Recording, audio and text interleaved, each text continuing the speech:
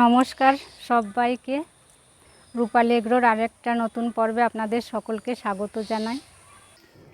আজ চরণ কাজে এসেছে। এখানে আমি মাচাতে অনেক গাছই তুলেছি, আর নিচে দিয়ে এখনও আপনারা দেখতেই পাচ্ছেন অনেক গাছ রয়েছে। এগুলো যতটা সম্ভব চরণ মাচাতে তুলে দেবে। দেখতে দেখতে মনে হচ্ছে বৃষ্টি শুরু হয়ে গেল, মেঘ করেছে। দেখুন প্রচণ্ড মেঘ আর বৃষ্টি শুরু হয়ে গেল। বৃষ্টিটা একটু থামলেই আমাদের আবার কাজ শুরু করতে হবে।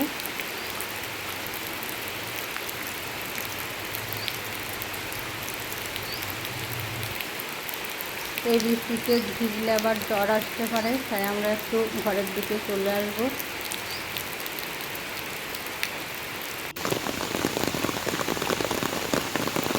এখানেও এখন অল্প অল্প বৃষ্টি পড়ছেই। আর চরণ মাঠের দিকে গিয়েছে কাজ করতে।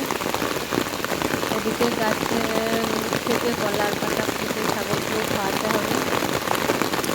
বৃষ্টির মধ্যে ঘাস কাটা বসতে হবে। আজকে ভালোই বৃষ্টি হয়েছে।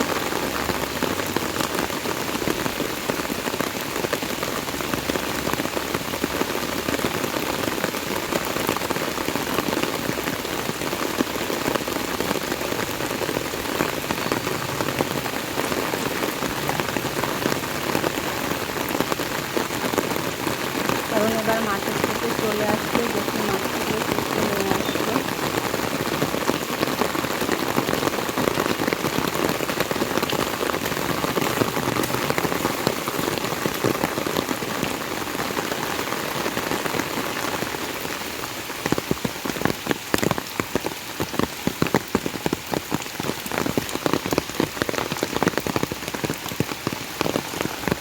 অনেকগুলোই কলা পাতা নিয়ে এসেছে।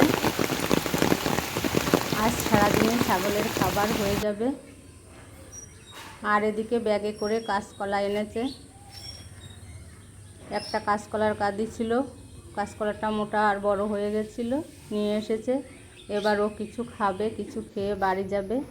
আমি আজকে লুচি করেছিলাম, লুচি আলুর তরকারি চরণকে দিয়েছি।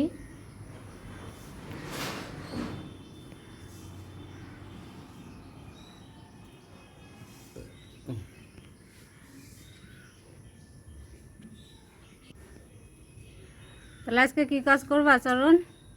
আজকে কিছু কাজ নেই। কাজ নেই? পরোটাটা ভালোই লাগছে বৃষ্টির দিনে, বলো?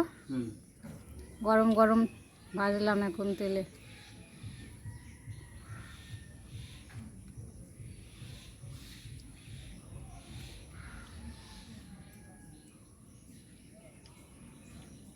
দেখো কটা ফুলের চারা টারা যদি লাগাবা লাগাও, নাই তো কোথায় গাছের ডাল টাল যদি কাটতে হয়। ছাগলটারে কটা খেতে দিও। মাঠে যাচ্ছে, দেখি নিয়ে আসবো আসার সময়। মাঠে কলার পাতা অনেক আছে, কটা কলার পাতা আনলেই হয়ে যাবে। এই গাছের আম এখন এইটুকু হয়েছে, আরও লম্বা লম্বা বড় বড় হবে। কিন্তু প্রচণ্ড গরমে একটু হলুদ হলুদ ভাব হয়ে যাচ্ছে, দু একটা ঝরেও যাচ্ছে। কত সুন্দর হয়েছে আমগুলো।